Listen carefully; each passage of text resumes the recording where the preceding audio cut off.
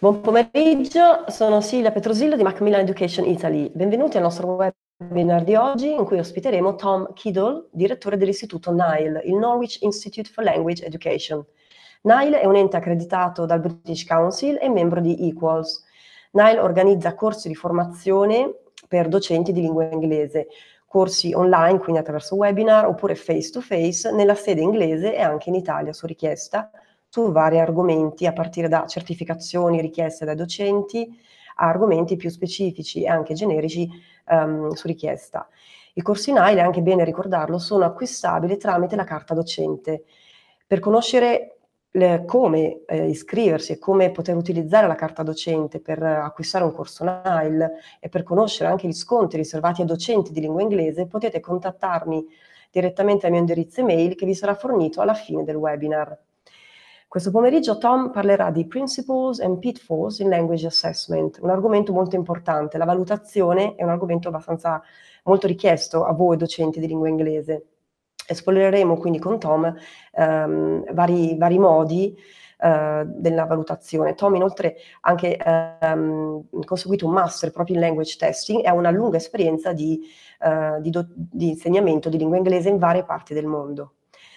Come sempre vi ricordo alcune informazioni di servizio. Riceverete l'attestato via email entro una settimana circa a partire da oggi e inoltre durante il webinar potete redigere delle domande direttamente nello schermo in basso alla vostra destra, alle cui domande poi risponderà Thom alla fine appunto del webinar stesso. Le slide e il video della presentazione del webinar saranno disponibili sul sito mondodoreducation.it. Ringrazio Macmillan Education, naturalmente Mondadori Education, nonché NILE, per aver organizzato questo webinar. Buona visione a tutti. Thom, it is now over to you, and I'll speak you at the end of the questions and answer moment. Thank you.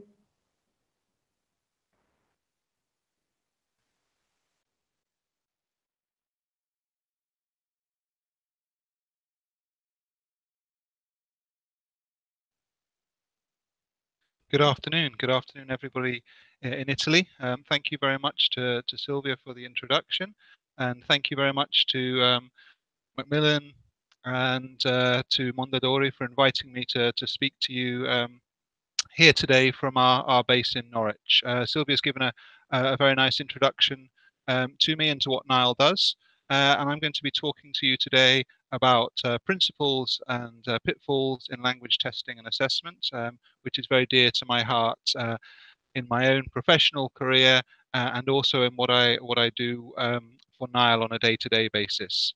I'm talking to you now, and I hope you can see my my image. I've got some colours I thought would be appropriate for talking to Italian teachers. I hope you can see the green, red, and white in the background here. But I'm going to shift now to a presentation, which will be the basis of my talk to you today, and then I'll come back and join you face to face for some questions at the end. So, if this works, let me just.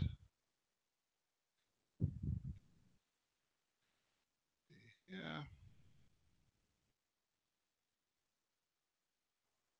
Okay, hopefully you can see my presentation here on the screen. As we say, I'm going to be talking about principles and pitfalls, but let's start with some of your thoughts. Metaphors in testing and assessment. Just take a moment. Maybe you'd like to close your eyes or look up into the sky, look at the ceiling wherever you are, and think, for you, what is it like to make a test, to design an assessment? What is a metaphor in your life? What things do you do which make you feel that it encompasses the processes of designing a good test?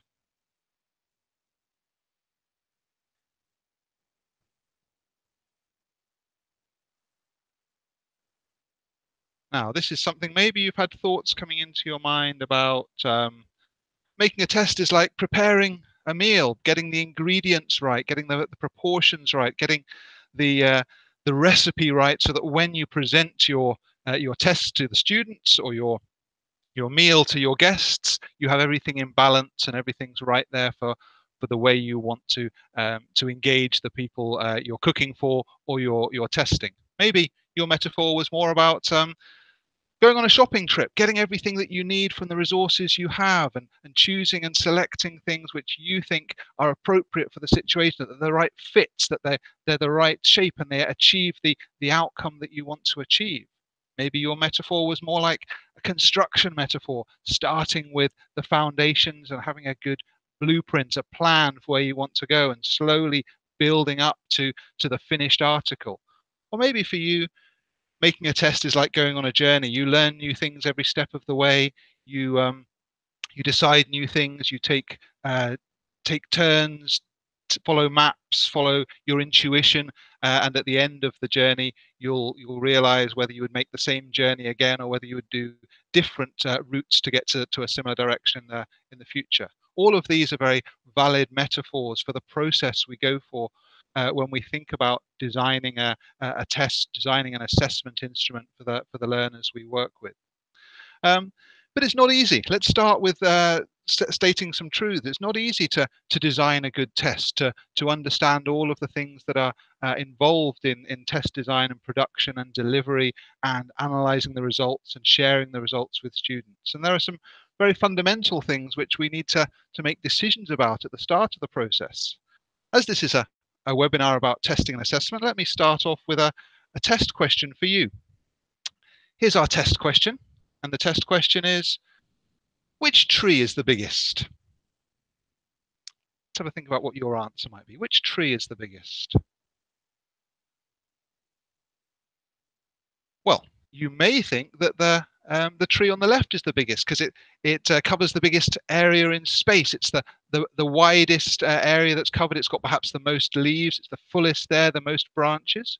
But you may have chosen the second image because this tree is the tallest. It's showing perhaps the progress going up the highest. It's reached the highest point.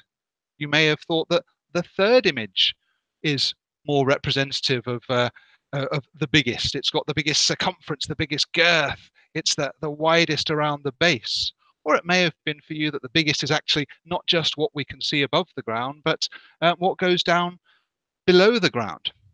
All of these would be sensible answers to that question, which tree is the biggest? And obviously, the right answer to this is it depends. It depends what we're looking for. It depends what we're looking at. It depends what we want to state about the tree, or if we further the analogy, it depends what we want to say about the proficiency of the learners we're offering to take this language test. We could, for example, count all the leaves and say that's representative of the number of words that a learner knows. Or we could look at the depth of the roots and say we can see what underlying skills, what underlying knowledge support their language proficiency.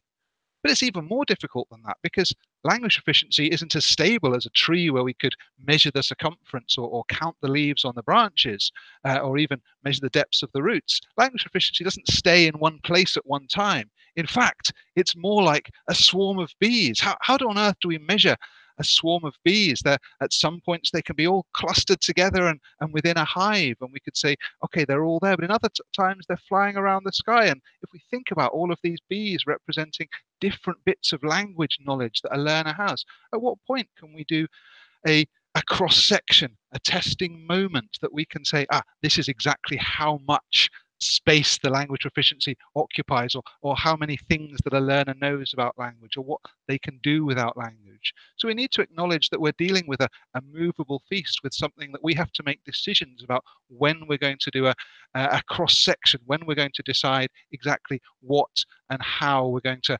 measure this ability that a learner has. And we also need to face a couple of other things, which are nicely encompassed in these two quotes from the literature. I like the first one very much because it serves to remind us that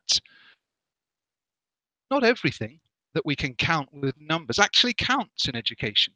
Can we ever say we can measure motivation? Can we say we can measure attitude? Can we say we can measure a feel for learning? Can we measure if someone has an ear for language? Can we actually state that all of these things are possible to count? And if we disagree with that, if we disagree that Not everything that counts can be counted. What do we do? Are we restrained, constricted by only being able to talk about things that we can actually put numbers to? Or do we need to embrace the idea of describing what language might be like rather than putting numbers to it? Because the second quote shows that still in the area of language education, we're describing, when we describe language proficiency, we're describing very complex phenomena.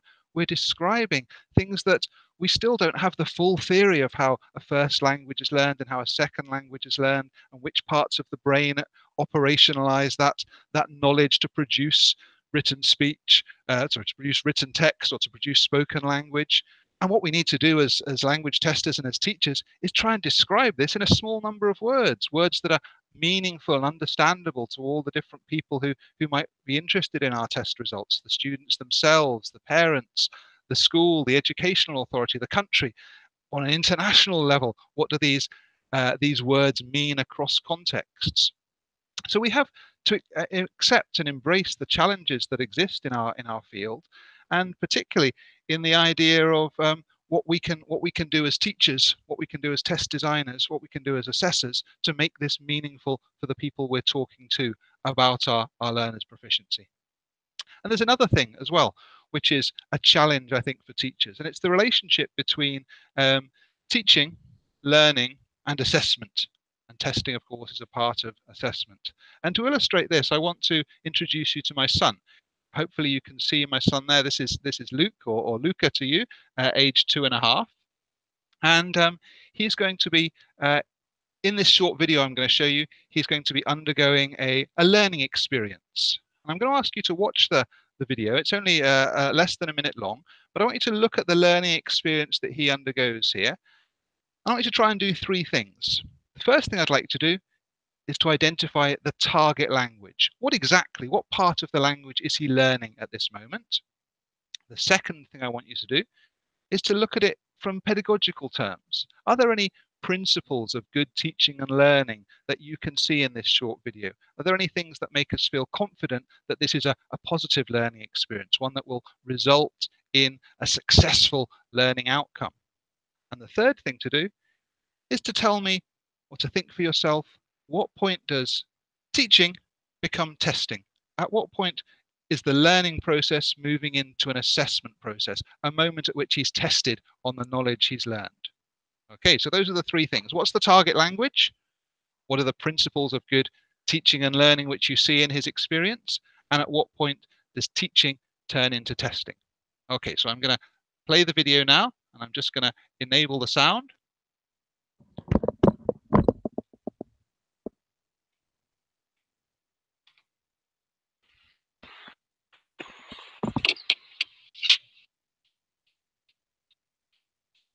The yellow one. Get a green one, Lukey. A green one. Can you find a green one? Look, here. Here's a green one. Oh, that's the yellow one. Can you get a green one now? Yeah, good boy. Another green one. That's good. And a yellow one. Now a yellow one. A yellow one? No, that's a green one. A yellow one. The other colour. There's the other colour. There, yellow one. Good. What colour's that, Lukey? Okay, I'm back with you now. Hopefully you heard the video and were able to see his process there. So I've asked you to think about 3 questions. The first question was, what was the target language? What was he being taught in that learning experience? And you may have come up with the answer colours, but more specifically, it was targeted on just 2 colours. It was targeted on green and yellow. So that was what he was trying to learn, and that was the learning aim of that experience. Although it wasn't a classroom-based experience, were there still principles of good pedagogy, good teaching and learning that we might have seen in that video? Some of the things you might have thought of were learning by doing, tactile, kinesthetic activities that he was able to not just use his brain, but use his body to respond to the input he was getting into his own practice. You may also have thought about the chance for repetition. that he didn't just get one chance to do it, he was doing the same thing again and again. You may have also noted the praise that was given, lots of encouragement from the teacher, lots of support. You may have noticed that he was free to make errors. There was no judgment there. There was just encouragement and support and gentle corrective advice, so he could proceed for to the next stage and process things for himself. You may also have thought that it was well supported in terms of having an outcome that he could see, that it was very tangible, that there was a reason for doing it, and it was activity-based, task-based, if you like, in what he was trying to achieve there. All of these things we'd probably say in a classroom setting or in any learning situation were positive, student-centered, task-based, lots of praise, encouragement, room to make errors, whole body learning, physical response, kinesthetic, tactile, all of these things were positive in that learning experience. And the third question I asked you was, what point did the teaching turn to testing? So he was asked there right at the end, what colour's that one, Buki? That was the moment at which all of the tower was full of these green and yellow quoits, and he was asked, what colour's that one? For the last one he was going to put on top of the pile. Now, bearing in mind that this is my son, be gentle. Do you think there's going to be a successful learning outcome from this? From that learning experience that we agreed had lots of positive features, is he going to get the test question right? Well, presumably he's only got a 50-50 chance. You can say for yourself now, do you think he's going to get it right? And we'll have a look. We'll play the last couple of seconds of the video again and hear his answer to the testing question.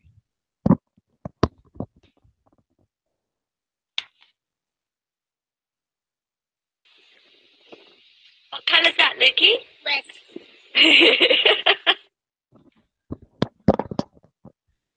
Isn't learning and teaching wonderful? This is why teachers are fearful of testing and assessment.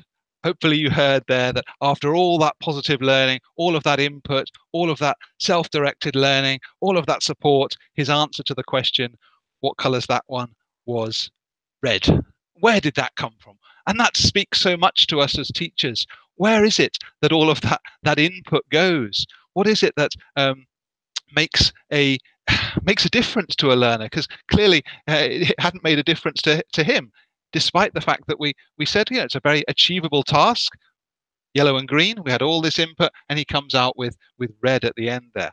And there's a number of interesting things that are going on there. One thing we might say is that as teachers, we can't control how acquisition happens. We can enable the conditions for it, but we can't be certain that the input we give is going to turn into intake and then to be ready for output just when we as teachers want it to happen. So we have to acknowledge that for some learners, they may learn very fast and very linearly. For other learners, it may take time for that language input to process, to be ready to be produced. And we know that receptive knowledge precedes productive knowledge, so we may not get there at the right time when the test appears. There's also something else going on that's very interesting, I think, because if you think about the questions I asked you, what was the target language?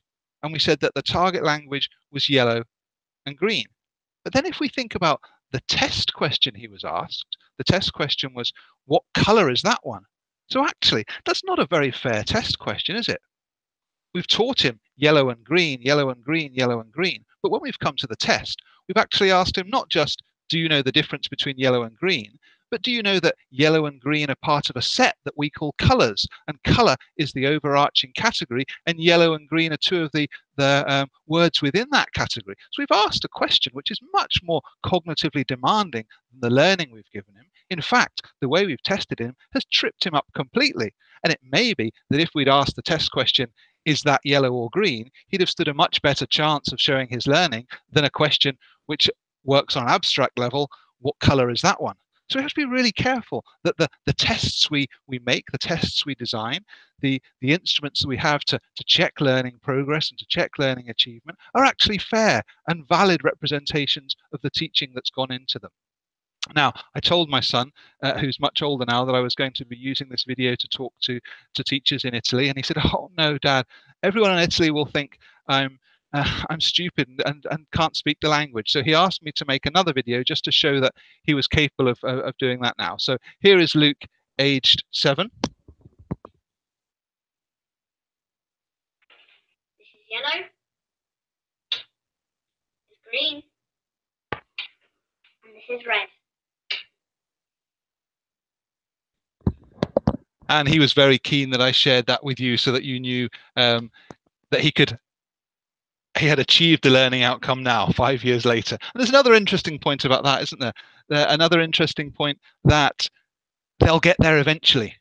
They'll learn at their own pace. When they're ready, the language, if we've given them enough input and enough support, the language will be there as part of their store. But that's not much good to us as testers, because we're not really interested in general progress and acquisition and internalization of language. We're interested in mastery. We're interested in when we can see that language coming out so we can measure it. So it gives us a challenge to to put all these square pegs into round holes, to match what we know about language acquisition and the learning process with what we can do in terms of strong principles for the testing process.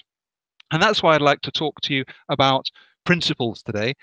We've seen some of the pitfalls, and we'll look at other pitfalls as we go along. But I want to link this to kind of 4 cornerstones, 4 key principles of testing and assessment, which are worth considering when we're talking about designing a test, giving a test, responding to a test, and feeding back on a test. And the first one of those is something which is really fundamental to all test design, and it's the concept of validity. And validity asks us to answer a very straightforward question at its heart.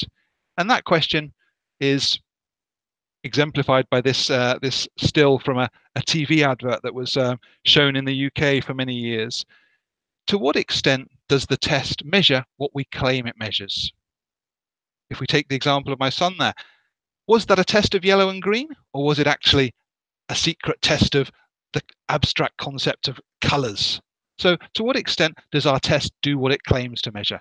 This advert asked, if something does what it says on the tin, what you see on the outside is what you get on the inside. So the first thing we have to bear in mind, and this is a kind of subjective opinion of the test designer, but also the test takers, does the test measure what it claims to be measuring? This is the underpinning root of all arguments and defenses of validity. And they can be very important in some of our contexts, what we call high stakes testing. We may have to defend those judgments. We may be in a situation where students claim that it wasn't an accurate measurement of what the test claimed to measure, or more importantly, what the test results are being used to say about the learner. We need to remember that validity is not about the test in itself, but about what the results are used for.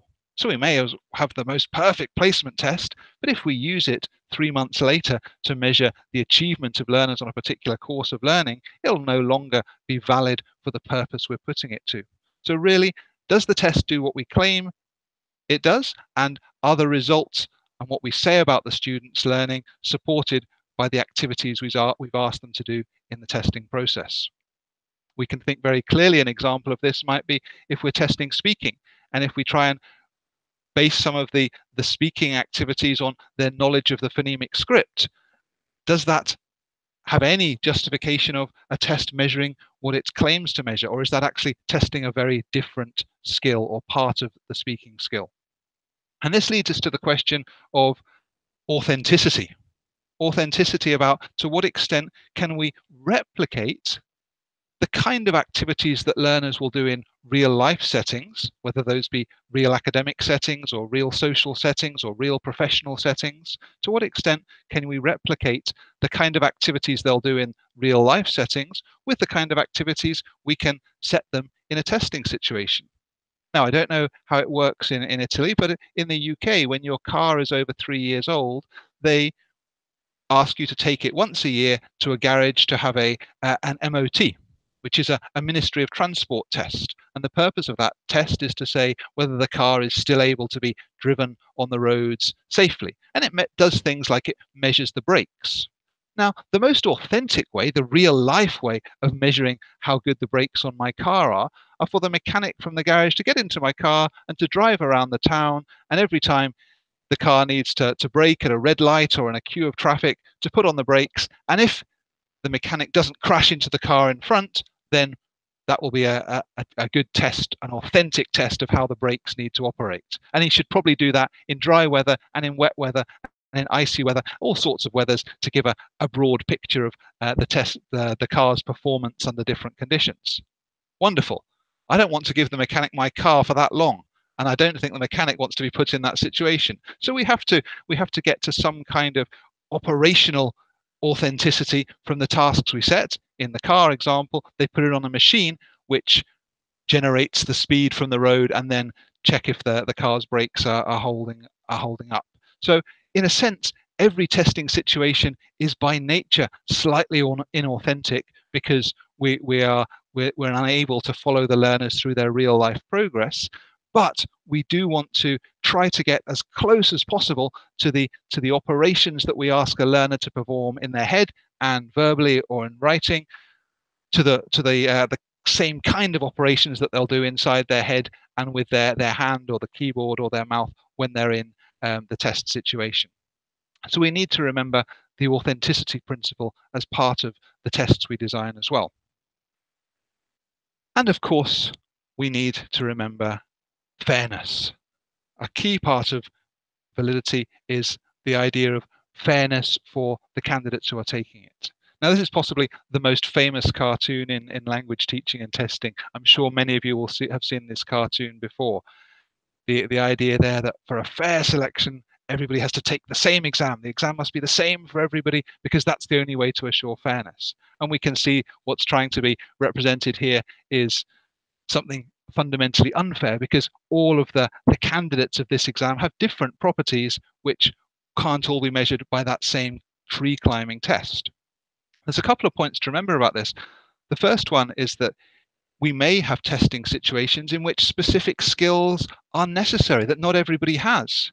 If we're designing a test for air traffic controllers or English in business contexts, then we can't expect that to be a fair test that young learners could take. We have different cognitive demands on it. If we have a test of English for academic purposes, then we need a certain level of higher order thinking skills in all those candidates to be able to take it. But of course, we need to make sure that the test doesn't unfairly bias against protected characteristics such as gender or background or cultural knowledge. So we need to make sure that it's not unfairly weighted in favor of any particular person other than that person who has the skills that actually we're trying to measure. So we've got three principles within validity there. The idea of to what extent do the results measure what we claim they are measure and what we're going to tell other people that those test results measure. To what extent have we considered the authenticity of the actions, activities, operations that the learners have had to do in the test and what they will have to do in real life settings? And to what extent have we tried to eliminate any area of bias or discrimination that's not directly tapping the skills that the test claims to measure?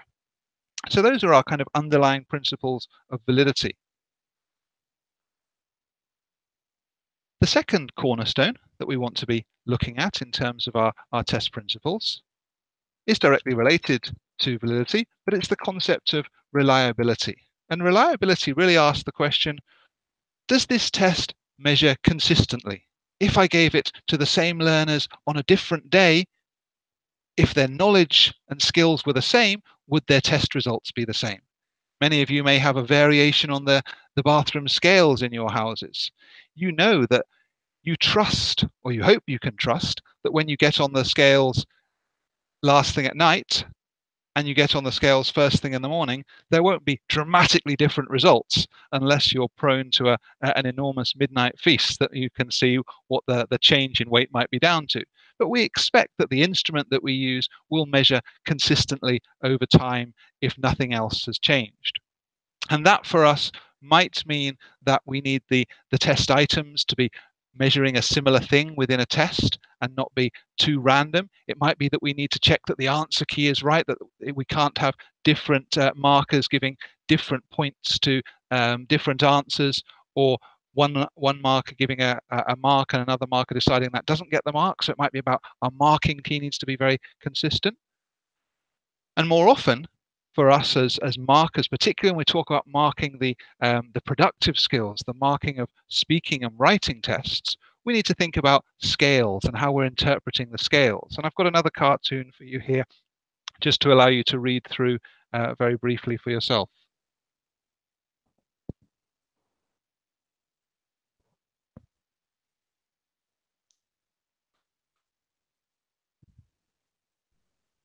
So we can see that the man in this cartoon has suggested the idea of a scale of measurement, and for him, he's decided she's an 8 out of 10.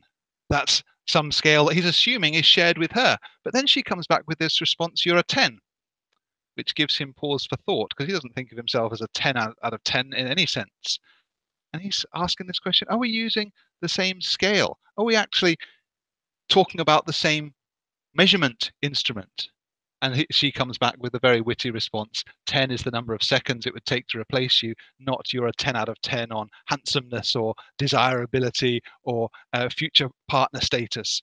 And so it's a very clear idea that, of course, two markers assessing the same group of testees need to be using physically the same scale. But what is it about a marking scale that we internalize without realizing it? What is it about a set of marking criteria that makes us confident that the other people who are also marking those test papers or those students in a speaking test feel the same, particularly when we have scales which based on descriptors like a satisfactory level of pronunciation, or sometimes makes grammatical errors, or makes minor vocabulary slips. How do we know that my conception of satisfactory or sometimes or minor is the same as your conception of that?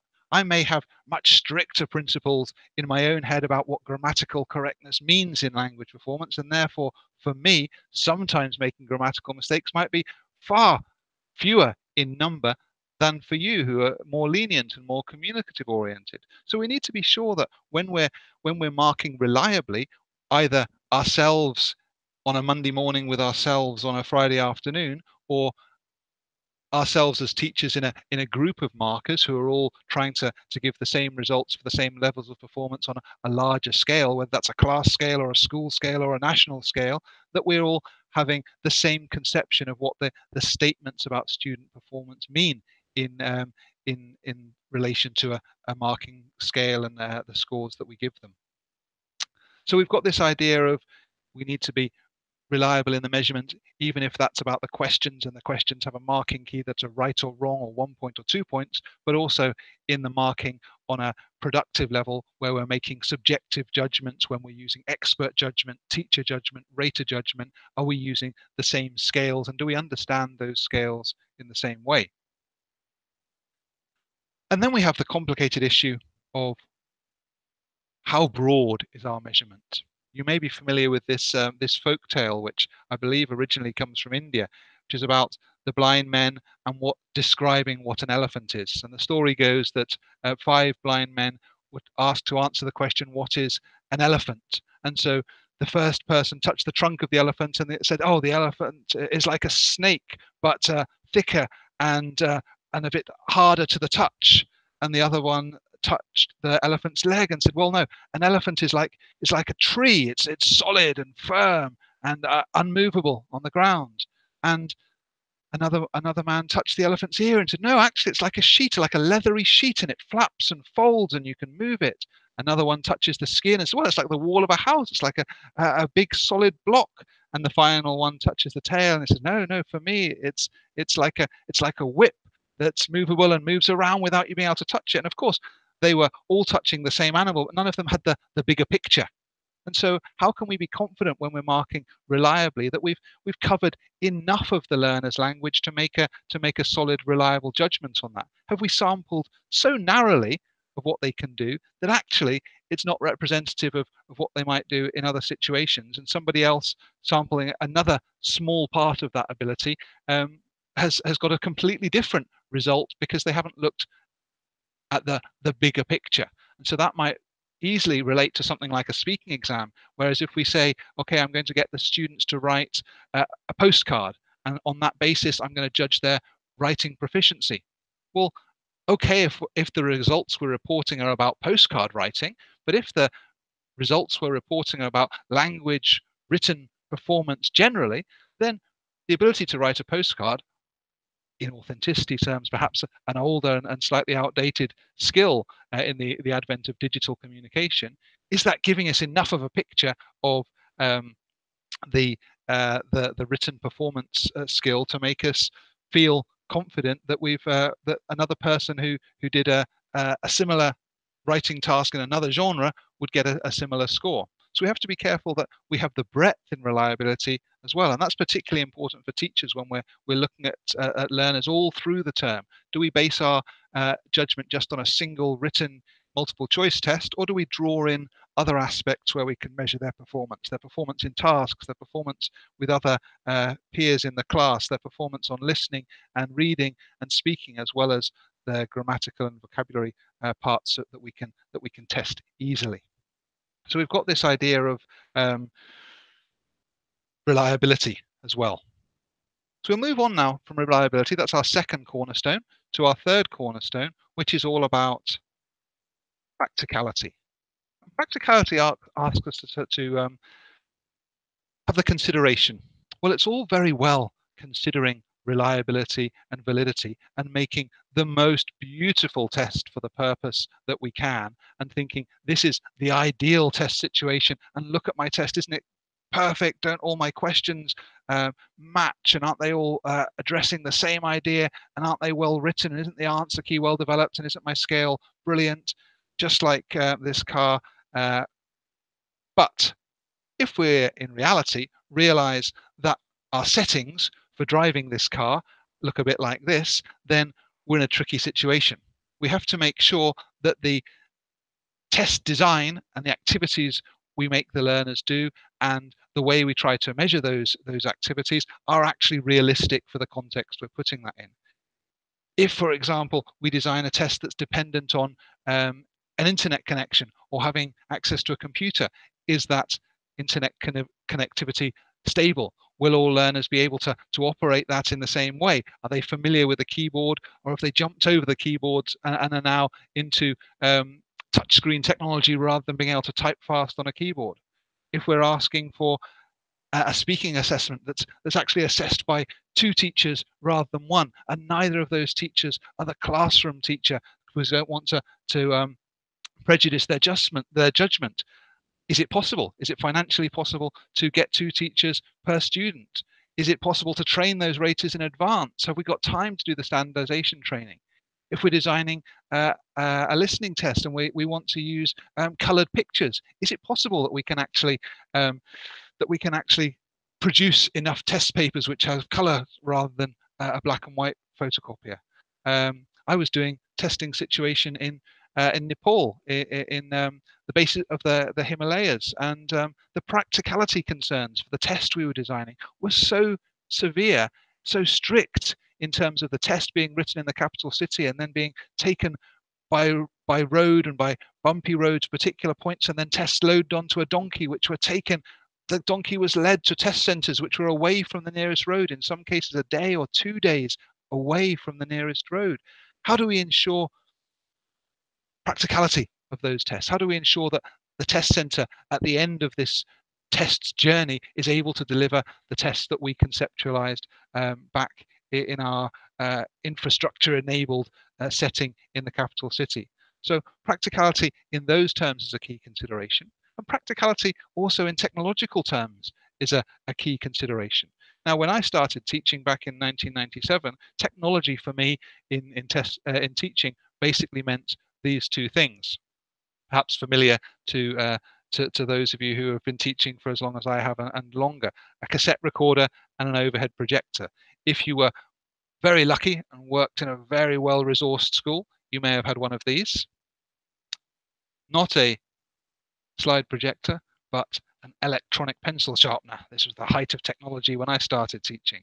However, in today's world, it gets a little bit overwhelming, doesn't it? The amount of technology that's potentially at our students and our teachers' fingertips. To what extent should these be part of the learning process? To what extent should these be part of the testing process? What are the potential pitfalls if we try to embrace the way in which learners use language in today's world in the ways in which we test them in a classroom setting or a school setting? For example, we look at the testing technology from 1935. This was a test machine that used to read multiple choice cards and gave an output in terms of technology. But today we have all sorts of mobile-based opportunities. We have mobile testing like the Socrative platform. We have tests that can be based around videos with questions appearing at different parts of a video, like in the Ed puzzle. We have the bottom of the screen there, which is something called VoiceThread, where you can do peer assessment by uploading a piece of content and having all the learners comment on that, either by they're using their voice, uploading a voice file, typing in their answer. All of these potential opportunities with technology, which allow us to assess in very different ways from a pen and paper on a desk. But then there's also the question of the pitfalls of that. What is it that technology might enable students to game the test, to cheat the system, to have microphones and speakers connecting them to the outside world in a very high stakes test? There's fascinating stories from other testing contexts where a strict invigilator came into the test room and said, okay, everybody roll up your sleeves, all bags, anything electronic must stay outside the room. And the parents of the kids in this test attacked the test building, said it's not fair. Everybody cheats in this test. If our students aren't allowed to cheat, then it's unfair for them not to be able to use the same devices, the same opportunities, which is kind of a crazy Kafkaesque way to look at the world of testing. But when tests are so important, so high stakes, then learners will bring anything at their disposal to help them get an advantage there. And the image at the bottom of the screen, this idea of to what extent is automated marking of tests going to be part of our future? Not just a computer program that can mark a multiple choice test, but a computer program that can mark a student's speech or a student's extended writing. And to what extent do we trust that the practicalities involved in giving the responsibility of testing over to a computer rather than to a human will be valid and reliable as well? And what do we do if we don't have the resources to support that in our own local contexts? So all of these factors are important when we consider practicality. And the final area, the fourth cornerstone that I want to talk about, is the area of impact. Impact asks us to consider what's the bigger effect that this test will have on the educational and perhaps socio-educational environment. It's like this idea of standardization, this little cartoon I very much like. I became a teacher that I could help kids pass the standardized tests. Said no teacher ever. We don't want the impact of a test to drive teaching to boring preparation of past papers, to look at the best way to answer multiple choice questions. This should not be what tests drive teaching and learning towards. We have to be careful of the impact of the choices we make in test design so that they don't force the classroom teaching and the learners learning into things that aren't embracing the whole aspect of learning, on the human, the communicative, the interpersonal dimensions of language use. It's not very common to walk into a natural language setting and be asked a multiple choice question. We need to think whether our tests are having an impact in the way that we're comfortable with on the teaching and learning that precedes it. We also need to be aware of the impact in the wider world, the idea of what reference points there are out there. Perhaps the biggest publication or the publication which has had the biggest impact in the last 20 years of our field, language teaching, learning and assessment, is the Common European Framework of Reference, the famous Blue Book, which describes levels of performance at those A1, A2, B1, B2, C1, C2 levels that I'm sure you're very familiar with. It's very rare now to find a course book or a test which doesn't claim to be aligned to the Common European Framework of Reference. And it's a very useful resource. And the new companion volume, which came out in November last year, is in addition to that, it gives us a huge set of resources of teachers.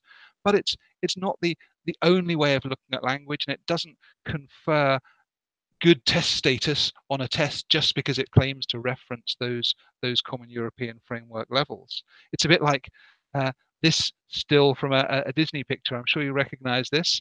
In this moment in a film is Cinderella. I'm sure it's gone straight through your mind. At this particular moment, Prince Charming, or one of Prince Charming's assistants, is fitting the glass slipper on Cinderella's foot. Now, I don't know how many of you are married or in long-term relationships, but I'm willing to bet that a very small percentage of you chose your future partner based on their shoe size. Now, if we try and fit everything we know about language learning and language teaching into very small frameworks, very small boxes, without embracing everything else that's important to us in our language learning situation, we may be guilty of doing this, that saying, oh, well, because it's aligned to the CEFR and it says A2 or B1 on it, then it's a good test. We need to consider what else we might be interested in when we're measuring a learner's proficiency. Particularly, we need to bear in mind that CEFR levels aren't plateaus. They aren't points at which a learner goes through a B1 course, gets to the end of it, goes to sleep that night, and wakes up the next morning and is automatically B2. It doesn't work like that. It's not as constrained as that. It's not a framework which is about huge steps up and plateaus. It's a little bit more like a rainbow. And that spectrum of color. Can we say exactly where red stops and orange starts? Can we say where orange stops and yellow starts? Of course we can't. But we have to make decisions as test developers. Where are we going to say the cut scores are, and how comfortable do we feel that this is a good marker of progress? So we need to be aware of the impact our test has on the teaching and learning, and also the impact that other resources have on what we do in our test development. We have to be aware also of the great opportunities in self-assessment. How much of a principle in our language testing and assessment can be asking the learners what they think about their progress? How much can we encourage a good learning atmosphere and a relationship between our tests and our learning, which is reflected in trusting the learners and having them mark their own progress and having them be aware of their goals and achieving those goals, which we would like as a kind of holistic approach. And this is the area of learning-oriented assessment, which I'm very interested in at the moment, the extent to which we can empower learners to take responsibility for the learning process and see assessment and testing as markers for themselves of stages on that journey and as informative to themselves, feedback that helps them improve, not just gives them a numerical score or a result which is either empowering or frustrating. So my metaphor, and the one that I'd like to leave you with, is that our responsibility in test design is to be aware of all these pitfalls, but hold the principles to in our minds like supporters of a bridge. And our job is to make a bridge between good teaching and learning on one side and good testing and assessment on the other side, which enables us to feel confident that our learners can go on a journey with us, that when we measure their progress, that's useful to them, and we feel confident that we're stating results based on that are meaningful, useful, and valid. So that's what I wanted to tell you about in terms of my views on principles and pitfalls in language testing and assessment. I hope it's been useful. I come, as Sylvia said at the beginning, from an organisation called NILE, Norwich Institute for Language Education, and we're based in Norwich, a beautiful city on the east coast of England, and we were awarded this year the accolade of top teacher training centre in the UK based on our British Council inspections. And we run all sorts of programmes throughout the year, face-to-face in Norwich, overseas and online, programmes like learning differences and inclusion, how to develop your language and understand methodology, how to teach English for academic purposes, how to work with technology in teaching and learning, how to manage language education institutions, and my own course, Principles of Testing, Evaluation and Assessment. So I hope you've taken something away from that and it's been useful food for thought. If you want any more information about NILE or the work we do, please do contact Sylvia at Macmillan. And I'm now going to come back to you face to face and have a look at some of your questions for the last 10 minutes. So I think if I do this correctly,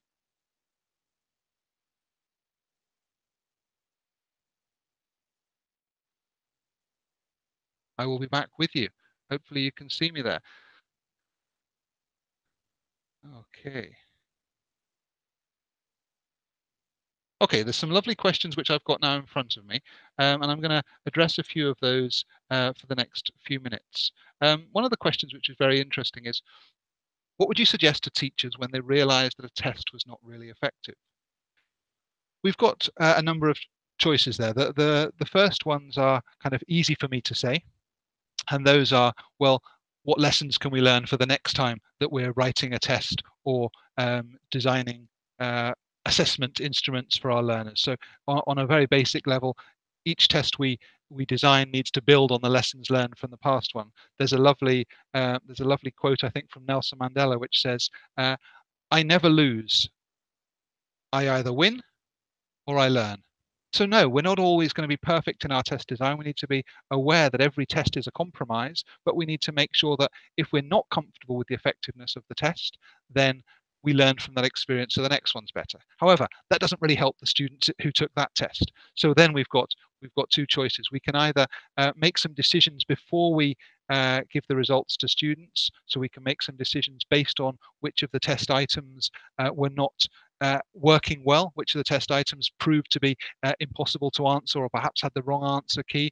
There are statistical procedures we can do there to find out how difficult a test item was and how effective a test item was in relation to whether the stronger students in the test as a whole got that question right, or if the stronger students on the test as a whole got a particular question wrong, then that's obviously a question that's not working in the way we planned it to work. So if we have the opportunity to go back to the test and look at the test results based on the information we have from the students taking the test before we give the results to the students, then we can have grade reviews and we might want to adjust the cut scores on a particular test based on what we know about the results within there.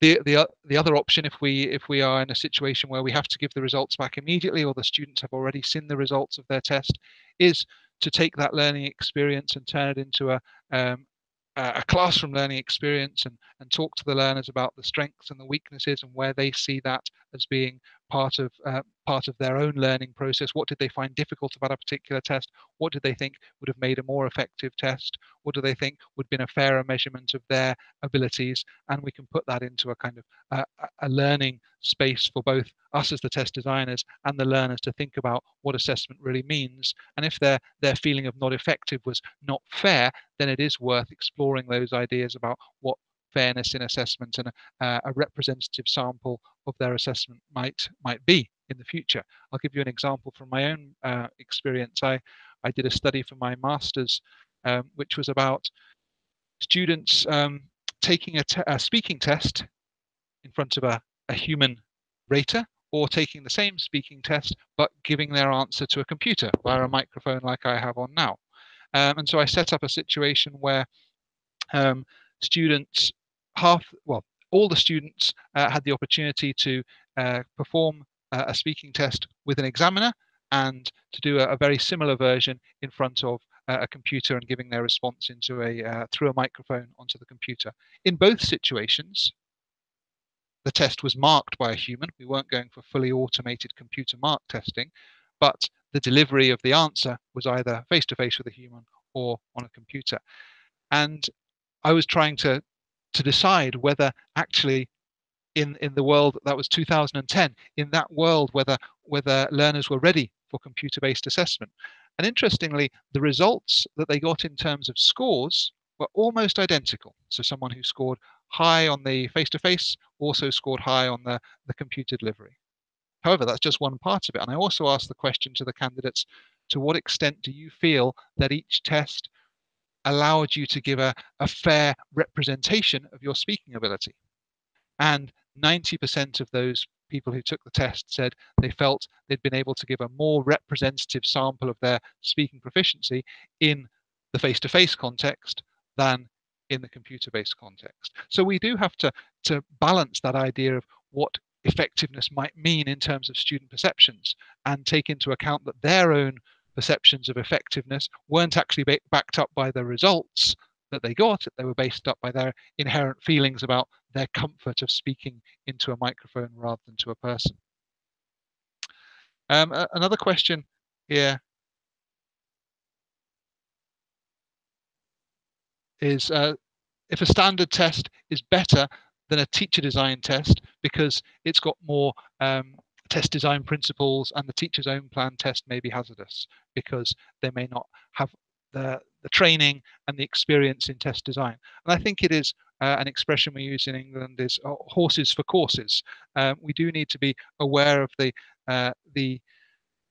impact of the testing decisions we make. And I would very much argue strongly for classroom-based assessment, teacher-generated assessments to have its place in progress testing and achievement testing, and to allow the teacher's own voice and the teacher's own opinions to come through in those types of testing. But when we need to make high-stakes decisions which affect students' lives, then it may be safer to resort to proficiency tests that we know have gone through a full test development process.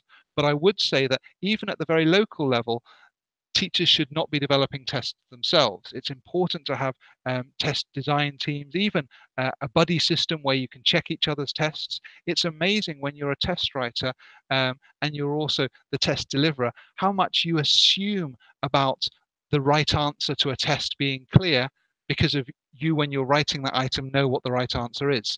It's very informative, just on a very basic level, to give that question to a colleague, someone you know has the skills beyond what the test is measuring, and see if they get the right answer. Don't give them the question and tell them what the right answer is. Give them the questions and see if they get the right answers, just to have that double check of whether your interpretations as the test writer are also shared by a test taker. And that can be very, very valid. Another question is like the difference here between assessment, testing, evaluation, measurement. For me, assessment is the broader overarching category. Part of assessment certainly is testing, and tests generally have a start point and an end point. They're an event in a student's life. And they can happen at various points within a course or within a program, but they'll have a fixed start point and a fixed end point.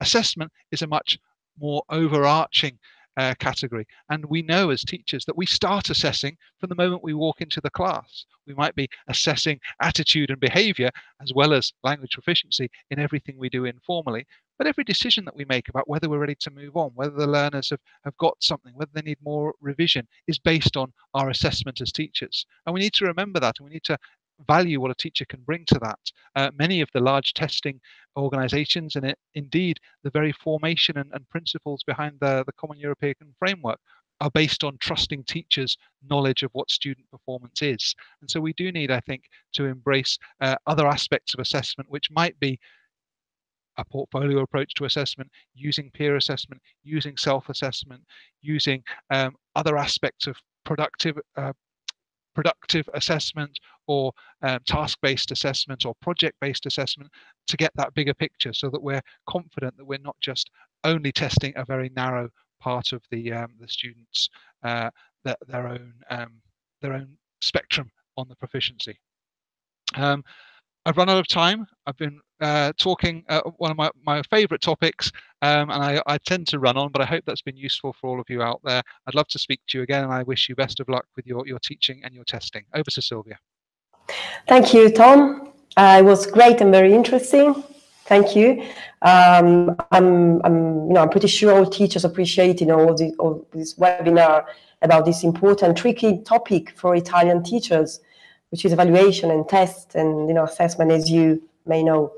So thanks again, and if you need, you teachers, need to get in touch to know further information regarding NILE courses, just get in touch with me by sending me an email. And the slides and the video will be uploaded on the Mondadori Education website in a couple of days. So thanks again, Tom. Hope you enjoyed it, and thank you very much. See you next time then. Thanks a lot. Bye bye everybody. Arrivederci a tutti, grazie.